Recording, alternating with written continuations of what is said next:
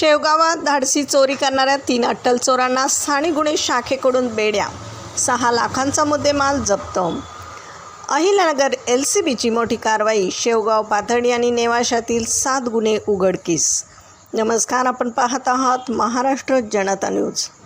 अहिल्यानगरच्या स्थानिक गुन्हे शाखेने शेवगाव परिसरात गाडी अडवून गळ्यातील सोन्याचे दागिने जबरी चोरणाऱ्या 3 आरोपींना अत्यंत शिताफीने जेरबंद केले. पोलिसांनी त्यांच्याकडून 6,50,000 रुपये किमतीची 50 ग्रॅम सोन्याची लगड जप्त केली आहे.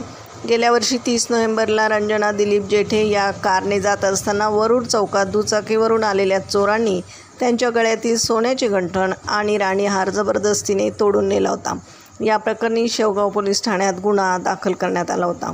स्थानिक गुन्हे शाखेचे पोलीस निरीक्षक संतोष मुटकुळे यांच्या नेतृत्वाखालील पथकाने तांत्रिक विश्लेषण आणि गुप्त बातमीदाराच्या मदतीने सापळा रचून लखन विजय काळे आणि कानिपनाथ अंबादास जिप्रे या 2 मुख्य आरोपींना तारकपूर बसस्टँड परिसरातून ताब्यात घेतले. त्यांच्या चौकशीनंतर चोरीचा माल विकत घेणारा सोनार भारत दहिवाळकर यालाही पोलिसांनी अटक केली आहे.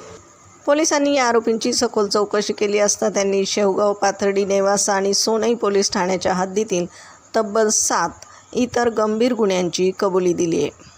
सदरची कारवाई पोलीस अधीक्षक मुमक्का सुदर्शन, पोलीस निरीक्षक संतोष मुटकुळे यांच्या नेतृत्वाखाली स्थानिक गुन्हे शाखेचे संदीप मुरकुटे, रिचर्ड गायकवाड, फुरकान शेख, रमीज राजा अत्तार, बाळासाहेब खेडकर, प्रशांत राठोड, योगेश कर्डिले, किशोर सिरसाट, विशाल तनपुरे आणि चालक उत्तरेश्वर मोराळे यांच्या पथकाने केली आहे.